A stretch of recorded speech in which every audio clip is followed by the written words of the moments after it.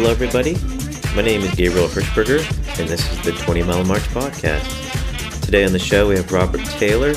Robert and I talked about chatbots and a lot of them that he built that are super simple. I think that's really interesting that some people get really sucked into the technology and make these really fancy bots, but they don't all have to be. Some of them can be real simple, and he's talked about some really interesting exchanges where he's traded food for a simple bot for a local restaurant business in Malaysia, for example. I think he also did this in Vietnam, so maybe I got that incorrect. But he's also so he's married and has a 4-year-old son, and they are homeschooling him and they are encouraging him to just explore life. And currently, he's really interested in dinosaurs. And so we talk about raising children in this era and what that's like as a digital nomad. And we had our conversation while he was in Malaysia in the jungle there, and it was a really interesting conversation there. It's amazing how much internet is available in Asia for relatively cheap. So I learned a lot on this podcast, and Robert Taylor has this beautiful mindset, and that he sees so much opportunity. He has the green glasses of abundance on all the time. So I hope that you enjoy this show. I think you'll get a lot from it. I felt like it was a masterclass, and I learned a lot about business and sales from this conversation, and it was totally unexpected and unscripted, and so we just had a good talk, and I wanted to share this with you all. So let's get right into it. So Robert, how did you get into bots? Did you go through? Did you from the school of bots? And nope. No. I interacted with somebody's bot. I don't know who it was. Some crazy bot. And I first thought it was a human, and then I got really upset because I get a dead end, and it just wouldn't respond. And I actually emailed the people saying, like, I was having a conversation with you, and you just kind of just left me hanging there. Yeah. And then I found out that it was actually a bot. It was a mini chat bot. Uh-huh. And then I went and Googled this bot thing, like, this is like the coolest thing ever. Yeah. So then I built a mini chat, like messed around. And then I Googled, I got stuck, and then I found chat fuel. Uh-huh. And then I was like, wow, this is even better. And then I found dialogue flow, and I'm like, this is even better than all of them put together. And then I kind of cobbled them together. School of Bots,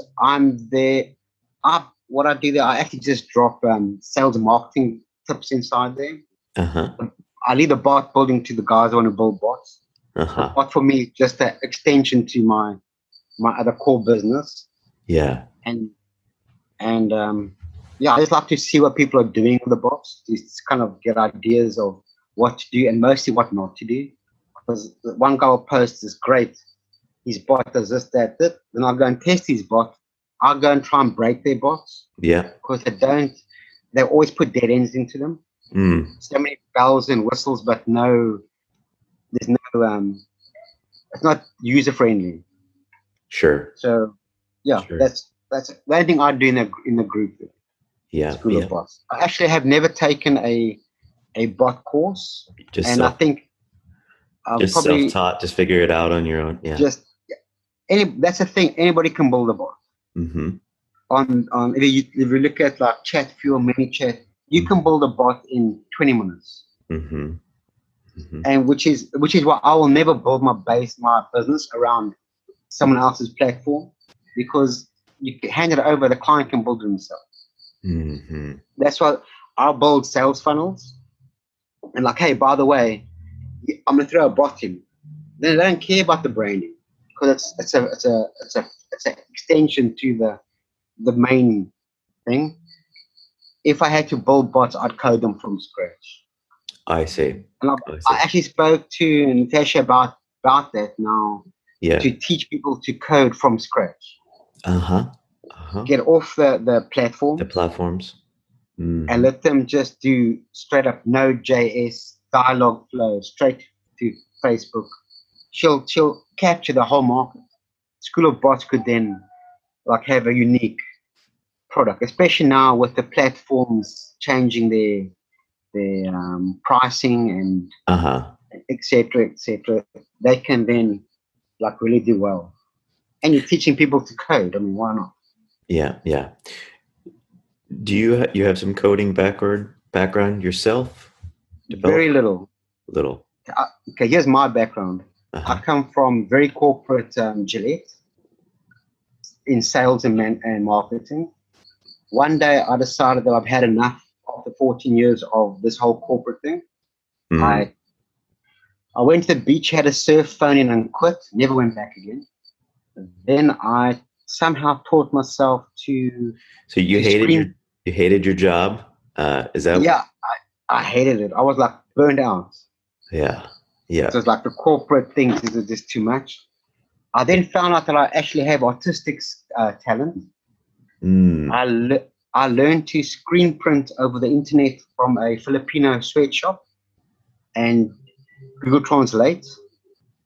I then started a whole screen printing business. I then taught people how to screen print online. And I just had to teach myself just enough to move to the next level. So I can just, here's the problem, learn just to get to that next level every time. Yeah. And that's how my kind of thing is trained. I mean, WordPress, I can do like HTML and CSS and like basics. But I'm more like Photoshop, I'm like really, really good at.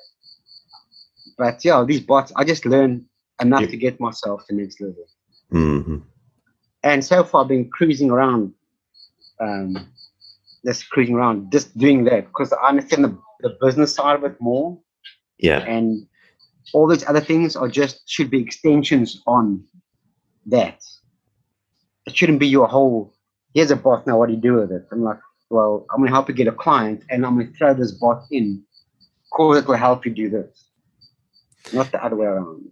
Yeah. So it sounds like you're trying to stick into the core of helping the business solve a key problem with their marketing, or then the bot is just like this little extra icing. If it fits in their plan, if they don't need it, then I won't even mention the bot. But okay. If it could make a difference, then we'll build a bot. I have got, if I wanted to build like serious bots, and I've got a guy that he like really good. I'm not gonna say he's one of the envelope pushers in the bot industry. Yeah. Most bots now are in real estate and the food industry. That's where they all are. I'm more in the fashion side of the world, so I haven't decided yet how to use a bot yet. And e-commerce is, that's also everybody's in. It's like those three places. Yeah. And I will guarantee now, the guys are building bots now. Within the next Facebook update, 60% of them will be closed, will be blocked off for spamming their users. Sure, because of the whole the terms of service, and that it seems like in these early days of Facebook is being more lenient, just trying to get more people to play with chatbots, and but soon they're going to start to crack down a little harder about the people who are violating their terms of service. Yep, and that'll be the end of that. And then And out of that ashes, then the next generation of bot builders, and then they'll like kind of stabilize. And I think then you'll start getting like really good bots. Because right now it's like anybody can just shove a bot together and spam everybody with whatever their offer is. Sure. And you can actually start seeing now a lot of the groups where people complain because their pages have been closed down. Oh, interesting. Yeah, Facebook is starting to cramp down already on people. Which is why I never ever tell my clients about the broadcasting capability. Would you say forward casting? Yeah, broadcasting. No, you can like start saying. Sure, broadcasting abilities. Yeah, right. I don't tell none of my clients about that because they'll just abuse it. It's a nice, easy. And then their page gets closed down. You use it without knowing that it's like, that's Yeah, that's true. I guess that there is a danger there that if they start to get greedy, if you will, Yeah, like, oh, I'll just send out some promotions here quickly. Yeah, quickly, fast. What's the big deal? Then they could have a bot that's just working great, yeah. and then it could Then be their page is gone. paid. Oh, have you So heard? Yeah, have you heard of them people getting it back after being no, banned? I have not once heard anybody get it back Mm, yet. wow, that's I've heard people get them closed down. I've waited. The guys that come and ask advice on how to get my bot, how to get my page back. yeah. You have to send a request to Facebook, and Facebook, I mean, they never respond to you no matter what you're talking about. Hmm. So they lose that whole, again, base your business on someone else's platform. Yeah. You've got to adhere by their rules, and if you don't, well. So yeah, it's actually quite scary to see how but it's, it's again, it's like you're abusing it, you're going to get nailed for. Yeah, it's fundamentally different than email. Email, right, is you can get your email address closed, but then you could just take those people and start spamming Yes. people from other ages. Whereas Zuckerberg is protecting the platform to keep Facebook from turning into a place like MySpace was, or a place that people don't want to visit anymore because it's just inundated with You're getting spammed, right, spamming all the time, right? But a lot of people have. I mean, they've closed down. They've had like 15, 20,000 users. Gone. That whole business is gone. And you'll never get those. You can't even scrape those users' emails. Which means their whole business is closed because for a couple of dollars, they just spam people and they just close their bots. It's like, So education. Yeah. How are you building your businesses and relationships? Do you have I know you're a nomad, and so are you often walking in and talking to people? I do. If I'm in like here Malaysia and especially Vietnam, I would just chat to the I come from a sales background, so I don't mind the face-to-face talking. I'll just take my phone and actually show them, hey, look, I've got like 12 demos of different niches. I'll say, look, I can do this for you right now. And like always like cost, I'm like, I'm easy to, how about a meal? We're here for a week. How about a meal every night for a week? For them, it's win-win. For us, it's win-win as well. Yeah. And I use that bot as a demo for the next people because it's a local bot. So they can, your competition's got this bot. I can build you one too. $100. Don't have. Okay. $50. Okay. And because it's a template, it takes me, I can literally build a bot in an hour. I just take the template, check their logo, take the photos, take their staff. I'll actually, once we're done with it, I'll email you the link to the bots. And you'll see how simple they are. So we just use the bot as a bartering thing, kind of. It made me think of how when you said $100, well, I don't have it. $50, okay. These places are developing countries, so they don't have a lot of extra money. They're operating on thin margins, and so that's just real interesting. And interesting you said when you had okay, how about free meal while we're here, which doesn't cost them very much. But it saves you a lot, and just kind of makes it feel like a luxurious kind of experience in a way. Because we wouldn't come eat here every night, but now we will, and they get so they can build their business. So we're kind of helping them too. It's that is nice. Yeah, because they're kind of like, they are small. They don't know marketing at all. It's all walking. They have no real marketing platform. So like, hey, here's this. If people message you, this is how it works. But they're on Facebook. They kind of grow them. Yes. Yeah. But they grow them. They grow their little business around their little basic bots. Is Facebook penetrated the whole world of everywhere? Mom and pop Malaysia, shops. Yeah, they're all. That's amazing. I love that. Facebook is the most used app in Southeast Asia. In Oh, fact, really? the most phone users are in Southeast Asia. We have, because now they ride the scooters Mm-hmm. everywhere, Malaysia, Vietnam, Thailand. I have seen Yep. 4 people on a scooter, Mm-hmm. and the back 2 are on their phones. They're texting. Okay, and then you're like, yeah, okay, well, there we go. Yeah, no, everybody's got a phone, which means I've heard they use WeChat. WeChat and Line. Lime? Line, yeah, Line, Line, like a Oh, line. It's Lime. like WhatsApp. Okay. Mm-hmm. Chat Now, application? Chat yeah, application? message, yeah. Now, Dialogflow connects to Line, Mm. which would be Asia. It's a be like it's an open API there versus WhatsApp, which is closed. Which Mm-hmm. means that if the people really want to hit the bots line here, if you start making line bots for Asia, you can Mm-hmm. make a fortune. This Yeah. is still the Wild West marketing wise. I mean, you Yeah. can walk in and Isn't the internet an amazing thing? And it is it's the best how thing ever it has enabled so many people to to do. Yeah. to do and live their life that they want. I think the problem is that lots of people, 98% of the population, don't believe it. They still Yes. believe in the older model, in the economy, uh, Industrial age. industrial age. Yes. Uh-huh.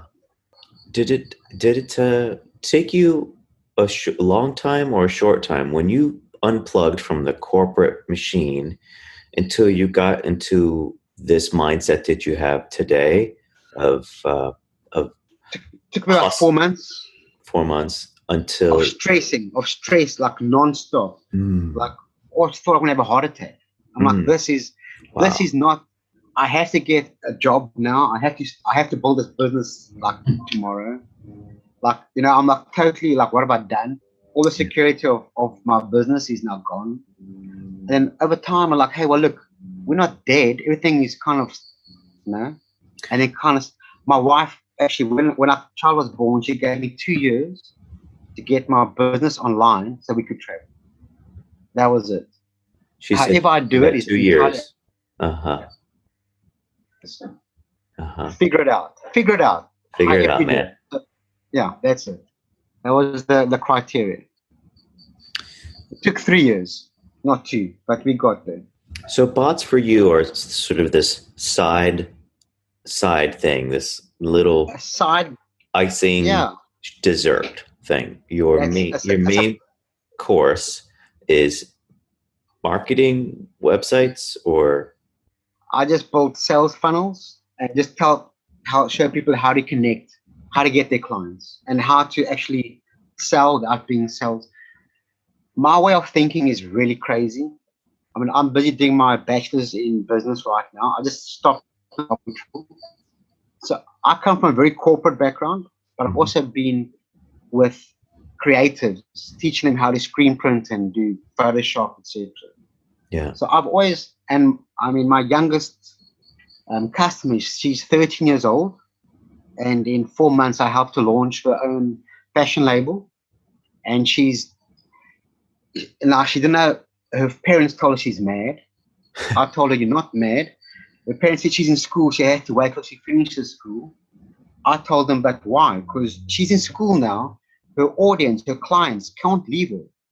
She's with her clients every day, 5 days a week, that she can find out what they want, Huh. source it, and sell it directly to them without having to worry about marketing. Mm. So eventually they said, okay, I can teach their daughter how to do it. And she's now 16 and her business is thriving. She's employed her sister and her aunt to help her. Mm. So she's set. So now once her school's finished, she's already got a business in place versus I finished school, now what do I do? Wow. And it's taught her how to communicate with people, Mm-hmm. to handle responsibility. Mm-hmm. So I'm very much in that kind of where my brain is. Yeah. Like help creatives because they get told they can't do business. You're just a creative. Creatives are always they die poor, It's your job just to do that. You know, Yeah. people that do business is priority. You just a creative. Different type. Mm-hmm. Mm-hmm. Yeah, where it's crazy because without creativity, you won't have business. Sure. So it's just to convince the creators that hey, you can do business, but you can do it. But you can do it in this way. Mm-hmm. Mm-hmm. Like for instance, I convince creatives to read the news on their phones every day. Pick like 12 topics and read the news because Interesting. Creatives are normally shy. They don't normally speak to people. If you know what's going on around you, you have topics to talk to. If I come to you and you're in a business and you're talking about, I let them read a cooking channel, a sports channel, a local news, international news. It kind of gives them confidence, and they can hold a conversation with someone else that's in the business world. So they kind of don't feel below them anymore. Mm-hmm. And do you have a favorite niche that you like? You find yourself going back to, or? I'm in the apparel fashion screen printing niche. I love it because it's very creative and it's very cutthroat as well, business wise. Yeah. And the margins are so little. Yeah. And I love just teaching them because they're all very creative, but like so focused on creating their apparel that they forget that hey, you don't have someone to sell it to. It's never going to be out there and see the world. So, and obviously they don't have time to market, and so I try and teach as many shortcuts as possible. So they can just, if you can just hit the local people around you and make enough money to support 2 or 3 other people, you can hire someone to do an admin, and then they can then learn more marketing, and you can grow. Not because they're mostly like small businesses, 3, 4, 5 people max. Yeah. And they always stay there or they go down because of marketing. And every business, if money's tight, marketing is the first thing that goes because it's not a tangible, and which is the worst thing. You should pump every cent into marketing. If you don't have money, you should get out there. So yeah, I kind of teach people how to start your business with zero. Like you have no money, you can start a business with like $7 and just do it. And yeah, so the bots, I'm still trying to find my niche with the bots. I like playing with them, and I use them now, but I haven't really found that, wow, this bot is, if I use them for this, it can make like a real difference. Which I'm hoping to find because it's there. The bot, the technology is like, it's like amazing. I mean, you can connect. My bot now is actually quite, I got into trouble because I connect all my clients' bots to Dialogflow, and I had my own small talk intents in there. So like the bot will, like someone like randomly says, "Who's your master?" It will say like Skynet, and it's coming to get you. You know, like because not anybody's going to ask a restaurant bot like, you know, I love you or that kind of stuff. And if they ever do, I've got like 500 intents in all my bots of like random craziness. And it was one guy triggered one in another bot of mine for a client, and the client was like, this guy was like freaked out with this bot sort of talking to him like being sarcastic with the guy. And so she doesn't understand the bot had its own life. No, I put that in the bot. She's like, okay, that's fine. But she thought that the bot actually did come along and just start talking to it. Wow. Because it's like super sarcastic at times. It's also helpful. If you tell the bot I'm lonely, it will send you a link to a depression site. Is you use like tools like Dialogflow for that? Yeah, for Dialogflow, for all the intents, because you can quickly add and just link it up to your chat fuel or ManyChat or whatever.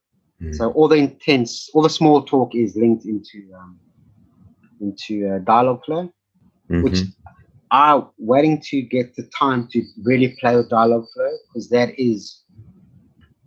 I think that is the best tool to use, because you've got Google behind you, you've got Google Talk, you can connect the Dialogflow to so many things, and it will just get better, and you can actually have more free flowing conversation with the whoever's interacting with the bot. Mm-hmm.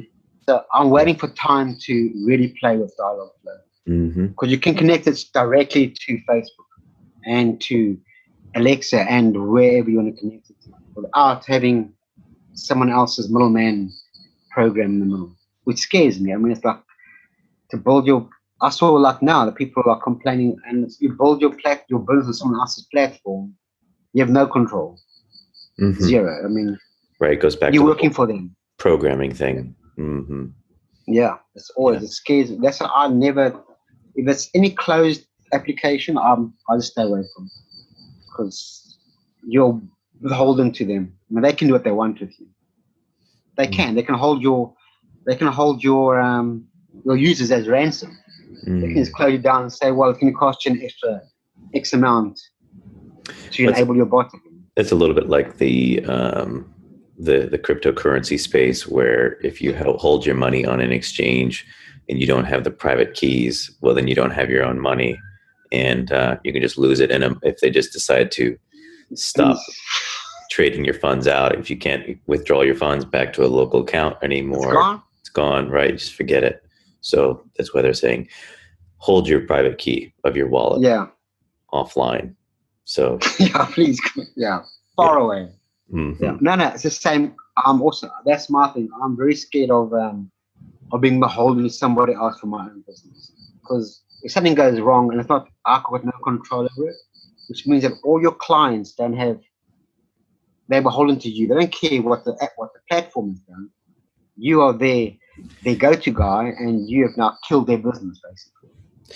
My intuition about you, though, would say that you would you would be depressed, but then in a month you would build yourself right back up to where you were before. Yeah, no, it would be, but I'll be depressed for the clients. The clients would be more depressing, because I mean, now you've broken trust with them, and you've put them in a worse off position where they were. So you haven't made a positive influence at all, impact at all. So you're going to kind of jade them as well. So the poor next person that tries to sell them something, they're going to be like, no. Yeah. Because we've had a very bad experience with this Nick, with the previous guy. And, then you kind of, it's a ripple effect. And then nothing flows. We like to flow. Then we just go nice and smooth. People must be happy, because we're happy. And happy people make better thoughts, better. If you're happy, you have more time to be innovative and creative. Because if you're depressed, there's no creativity ever going to come out of you. That's true. Yeah, that crushes creativity. Yeah, and for us traveling like this, seeing all the creativity around us, I mean, it is. If more people could step out of the corporate little cubbyhole they're in and just go and see what the local market, what the artists do, and how they run. I learned the most. I learned the best marketing ever in the market in Thailand. It's at a market. A night market. So there was probably say 3,000 people walking down the street, and there's food stalls on both sides. And probably say 5,000 food stalls, shoulder to shoulder. Yep. And now you walk in, and it's actually it's overwhelmed. You actually don't know what to order because it's just too much. Yeah. And this one old lady, she was baking pad thai, noodles and whatnot. Yep. But she also had next to her, she was making pancakes and sweet smelling stuff, and she had two fans blowing the smell into the audience, into the street. And I mean, you walk past and you automatically turn to the store because you can't help yourself. Yeah. And then you buy what she's got, and she just smiles. She had it down and I'm like, that's the best business marketing I saw the whole time we were there. Everybody's making these big flashy banners and trying to draw attention. Yeah. She just used a simple, hey, you want to eat food? Come smell this. That's it. And also on the trains. I love that. On Thailand, they have I don't know. To me, that was the best thing I've ever seen. Like, like this old lady has it down pat. All these other people, they're amateurs. She's got this down. Okay, the best salespeople I've ever seen are those fruit hawkers in Vietnam. They know, they can sense when you want to buy, and they'll be there, and they'll close you as quick as possible. And if you start like negotiating, they can see you're not really going to buy. They just walk away. They don't even try and sell you. It's like, okay, you're not a good match, and they just walk. Where we would try and like convince that person, like, hey, we've got this and could give you this to make it sell. That is me on the next person straight away. But they read you so well that they have a cutoff on their negotiation, and that's their price. As soon as you go under that price, they just walk away. And then that's it. They won't even sell to you again. But they read you so well. So they've got that open, close opportunity and close you quickly, or just walk away. Where we are still, it's a sale. We've got to make a sale. We've got to close it, sell them upsells and downsells. These people have got it down pat. I mean, that's like for selling, like say $1. For $1, they've got, if they could get unleashed on selling like higher end products, they'd clean it, they'd kill. I mean, if you put them, if they had to sell appliances, you wouldn't have a chance. You walk out there with like stuff like on your arms and everything. So that's a good thing. It's a good thing that they're not unleashed on the general population. It's like crazy the way they sell. So yeah, we can learn a lot from just watching the people around us. Yeah, because we do a lot of trains. They also walk the train aisle selling cool drinks and fruit and whatnot. Yeah, but there's 4 of them. Sorry, you're on the watch. 4 of them, and not one will sell the same thing. So they'll take turns up the aisles. You make eye contact, they'll ignore you. Then now you're like, okay, you're looking for them, and they'll wait until they sense that you are now kind of desperate, and they'll all 4 each in a row, bang, bang, bang, bang, and you'll buy from them. But they won't come before then until you say no, thank you. They never have a negative. It's always just they watch you the whole time. They walk the aisles up and down. I know I've seen some, like the best sales and marketing I've ever seen is just watching the common like fruit vendors and the ladies in the shop, because for them it's more competitive than for us. They're competing with, say, in a market with like 15,000-20,000 other stalls selling the same thing, and they're trying to make like $5-10 a night. It's a good night. So yeah, their marketing is really like to the on point, and they don't have the internet for it. That's just pure. Just hustling. Hustling. Just face to face. Face to face, but they don't even really hustle you.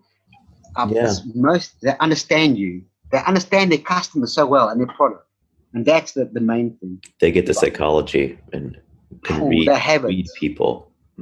Yeah, we miss the body language, especially if you're doing a lot of online stuff. You actually lose that connection with the person. And we forget that there's actually the other end of the PC, there's a person sitting there. And we lose that connection. Where they don't have that problem. They have it straight. Yeah, that's that. To them, internet, they don't need it. It's not a tool for them. It's very hard to sell something to a small mom and pop in here. They don't need it. They understand the psychology of selling, where we still upsells and downsell, and it's like we make it long, complicated thing to try and kind of trick someone into buying. Really, where they'll sell anything. If they want to sell you something, they will sell it to you. You actually don't stand a chance. They'll get you. They will. It's like they'll get you. So we can learn a lot from those kind of people. Yeah. So to wrap up this conversation, what's one piece of advice you'd like to tell people? Just be creative and just step out of where you are now, your comfort zone, and just don't stress so much. Just watch how someone else is doing it. Don't copy anybody. The internet's not going to give you all the answers, but go watch real people, because that is you can connect it with a person, you can sell to them. It's not a bot is not a person. You're trying to connect the person with the bot. People forget they're building one step ahead in front of them, where they forget there's someone on the other end. So connect to the person first, and then see how the bot will make their life easier. They'll pay you for it. That's the bottom line. Yeah, don't build the bot and see how you can sell it. Find out what people want and then give them what they need. That's the most common. That's the most basic. Find out what people want and give them what they need. That's the most basic thing, but we forget it. So true. Get all fancy, right? Yeah, we complicate our own lives, and in the end, they actually give them so many choices that they actually don't buy from you at all. Yeah. If you make a bot, make a simple bot, and then give them upgrades. This bot will do this for you. It will capture emails. That's what you wanted. Great. Hey, but we can also connect this bot, take an email and connect it to your content management system. Or we can capture the email and then on their birthday send a reminder. That's another up.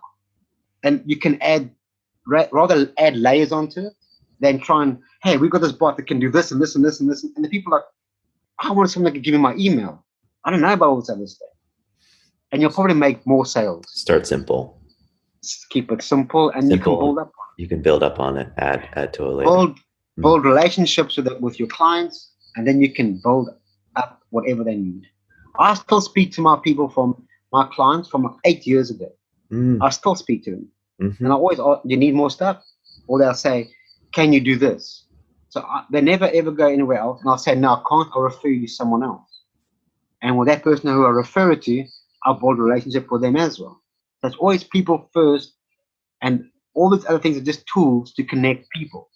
We must just remember that. That's my whole bottom line of this whole thing. People first. Connect to people, always people first. And all the tools is just to make their life easier. If you can save somebody time or make them money or save them money, you've got a sale. That's my whole philosophy, and it's kind of, I've seen it happen in the streets and wherever you go. If you want something, if you're hungry, you'll go buy a burger. If someone comes to try to sell you a gourmet burger and you're not hungry, you're not going to buy it. Sure, that makes sense.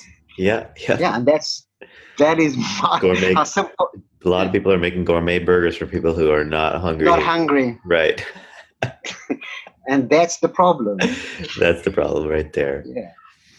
Find your hungry people. When they're hungry, they'll come to you. But it's people. We've lost touch with the people. Technology has not simplified things. It's actually made it harder for us. And also everything on the internet it's rehashed from someone else. Don't listen to the internet. It's all lies. Stay away from the internet. As in, what do you mean? Take my course. I've made $50,000 in 2 days. We follow this step by step. Oh, you know. Sure, there's a lot of that. It's the whole internet is that, and the worst thing is that people are desperate, so they fall for that. They get dangled. The sales copy is so good, right? People get trapped into that, right? They're not even hungry, but they want their burger, man. They should just kind of start small and figure out if you can get one client, focus all in on one client. The guy, listen, like a quick, I know you're running the time now. When I learned to screen print, it's a completely new business niche for me. I had no idea. I mean, I can sell razors and shaving cream and that kind of stuff. And I figured out, how am I going to get my first client? So, I mean, okay, I've printed and designed for Toyota, the Hells Angel. I've done like big clients. I'm really good in that niche. But my very first client, I had no idea how to even get. So I went to a car wash. And I cleaned my screens there just to see, because it's something that no one's really seen, the screens to do the screen printing. And I waited. I mean, I had to go like 5 different car washes until someone eventually opened it. What am I actually doing? Then that was my in to do my sell. And I did that. I used to do car washes for like 3-4 months just to get my first customers. And then I'd perfect my pitch on them. And if it didn't work, I'd go the next one and figure it out. And then I'd use the knowledge I gained from those people to get bigger clients. So yeah, just hit a person, find the local guy next to you, and just go talk to them. Don't email them, don't message them, just go chat. Hey, what do you need? I got this. You know, give me a meal, I'll give you a bot. Kind of how come, you know, kind of build relationships with them. That's my whole thing. If I can tell you one thing, it's to build relationships. That's it. Then you can also, I mean, look, the internet's good. I mean, we're starting a business in 2 days. We've never met. We met in the chat room, created a business in the back of a taxi on the beachfront. She's in Pakistan, I'm in Thailand, but it was because it was a connection. It was the human aspect of it. And it was not, I can build this and you can do that. It was just, hey, we're two people. We want to help people. How can we do it? Yeah. But we can use technology to do that. And that's how we kind of think and how everybody should think. You'll get more business that way. And you'll be happier. Maybe one day you can also come and chill out here in the jungle. I want to show you that. I'll send you a photo of exactly where we're staying right now. I would love it. You wouldn't believe the technology that actually existed. You've got 72 megabyte cable running through the jungle. Wow. Yeah, no. That's crazy. The cheapest internet in the world is Asia here. They give it away. That's amazing. That's phenomenal. Yeah, that's one thing I always wonder how that works and how concerned about that. But it sounds like that's not a problem. There's better technology out here in the third world countries. I mean, here they give you for 80 US cents. They'll give you 35 gigs a day free on 4G. That's just to wander around. Never mind. Wow. Everywhere you go here is open hotspots, which means that once these kids here get a grip on English, and they understand what's available for them to play with, then it's game over. It's going to be crazy. Yeah, it's going to be the end of Western civilization. Yeah. Especially now, with China and Vietnam opening up more plane routes. The Chinese are not coming to Vietnam and Thailand and Malaysia. They are now not under Chinese restricted blockage anymore on Facebook. They're seeing what the people are doing. They're taking that knowledge back to China, and they're going to start building some stuff too. Yeah, it's going to happen. I've seen there's so much Chinese influence around here, but on they basically own Asia, but now they're starting to come out of China into get into a candy store. And the first thing they do is they log into Facebook. They leave Chinese airspace Facebook. Then of course, that's the biggest thing. They're on WhatsApp and Line. They buy SIM cards, and they getting exposed to the world that they're not supposed to see. So which makes you wow. I want some of that as well, you know? Yeah. So it's crazy. Once you step out and you see what's going on around, it's pretty exciting stuff. Fascinating. Yeah. So cool. I'd love to see those little simple bots like the Vietnamese. I'm gonna send them to you. The game one have a look. For the Kung Fu ones. Yeah. They sound so simple, cute, and they sound fun, and I really appreciated that simple things that really work well, because there's so much of complex stuff that people are showing off inside the chat builder forums and stuff. So, but I really like I'll show you the other spectrum. It's beautiful. Yes. Where there's no competition. You just kind of float around. Everybody's trying to make a $10,000 bot. I'll make you a $20 bot, take me 20 minutes, 4 blocks together. Here's a bot, $20. Yeah. Grow it. If you want to grow bigger, come back to me and I'll charge another $20. You can build up a whole army of bots, and no one will ever compete with you. That's right. No one. I've got no competition. Yeah. No. In fact, none of my businesses have got competition, because I structure them that way, because there's so much low-hanging fruit out there that you don't have to try and get rich off. They try and retire off one thing.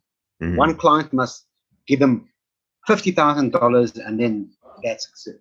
Yeah. I'd rather do 50 clients in 2 days than try and do one where they don't want to buy whatever you're selling, and then you back to that square one again.